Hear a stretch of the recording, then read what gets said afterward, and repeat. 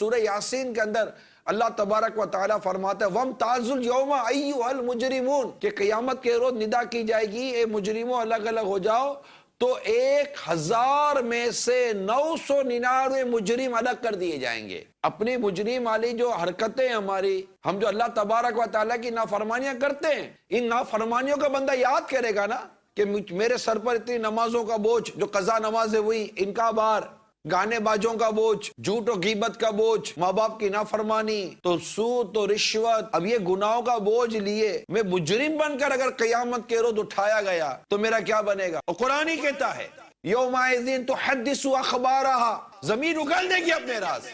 عذاب کہیں گے کہ اس نے کیا کام کیا، جس زمین پر میں نے گناہ کیا وہ زمین میرے خلاف گواہیاں دے گی۔ اللہ کے نافرمانی کر کر چلے گئے، آپ بولو کسی نے دیکھا نہیں، ارے اللہ کے بندو زمین گواہ ہے۔ حضرت سیدنا جریر بن عبداللہ رضی اللہ تعالیٰ عنہ سے روایت ہے،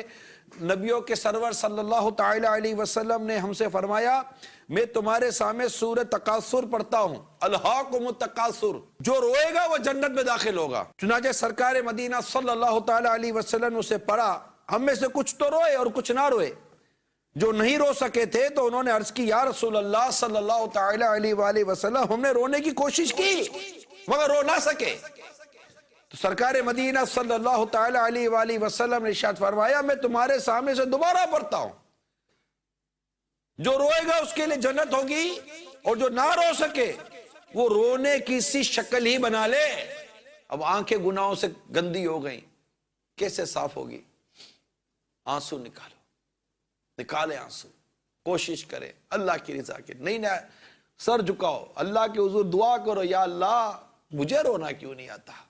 مجھے بھی رونا نصیب کر۔ یہ اعلیٰ حضرت کے والد ماجد کی کتاب ہے احسن الویہ لآداب دعا، لکھتے ہیں کہ دعا کے دوران کوشش کرے کہ آنسو ٹپک جائے، آنسو بہہ جائے، اگرچہ ایک ہی قطرہ ہو کہ دلیل اجابت ہے یعنی قبولیت کی دلیل ہے۔ رونا نہ آئے تو رونے کا سا منہ بنائے کہ نیکوں کی صورت بھی نیک یعنی اچھی ہے، کہ کوشش کرے کہ دعا میں ایک آدھ قطرہ آنسو کا ٹپک جائے۔ جب ہم دعا کرتے ہیں نا ایک آدھ قطرہ، ہم تو دیکھتے ہیں یار یہ بھی رو رہا ہے، یہ بھی رو رہا ہے، وہ بھی رو رہا ہے، ارے بھائی تمہیں رونا نہیں آتا؟ نہیں آتا رونا؟ ارے اسی پہ رو لو، اسی پہ رو لو کہ تمہیں رونا کیوں نہیں آتا۔ ارے سارے رو رہے ہیں، اللہ کا ذکر کر رہے تو رو رہے ہیں، دعا کر رہے تو رو رہے ہیں۔ اگر رونے والی کیفیت، رونے والا جذبہ، رونے والا مزاج ہو، اور رونے کے اوپر بندہ غور کرے کہ خوف خدا سے رونا ایسا عظیم عمل ہے کہ جہنم کی آگ کو بجھا دیتا ہے اور نجات کا راستہ دکھاتا ہے۔ جی ہاں، حدیث پاک میں حضرت سیدنا عقبہ بن عامر رضی اللہ تعالیٰ عنہ فرماتے ہیں کہ میں نے عرض کی یا رسول اللہ صلی اللہ تعالیٰ علیہ وآلہ وسلم نجات کیا ہے؟ نجات کتنا عظیم سوال ہے یہ۔ ارشاد فرمایا اپنی زبان قابو میں رکھو اور تم کو تمہارا گھر کافی رہے، اور اپنے گناہ پر رو لیا کرو، دوسروں کی عیب جوئی کے بجائے اپنی عیب جوئی کرو۔ ہمارا رونا تو روزگار کے لیے اور دنیا کی چیزوں کے لیے رونا، یعنی آنسو ہیں ہمارے بعد، ایسا نہیں کہ ہمارے آنسو نہیں ہیں، ابھی کچھ ہوگا ٹپ ٹپ ٹپ ٹپ آنسو نکلنا شروع ہو جائیں گے، یہاں آمدنی کم ہوگی رونا شروع کر دیں گے۔ غم روزگار میں تو میرے عشق بہ رہے ہیں، تیرا غم اگر رلاتا، تیرا غم میرے آقا یا رسول اللہ یا حبیب اللہ، میں جو یوں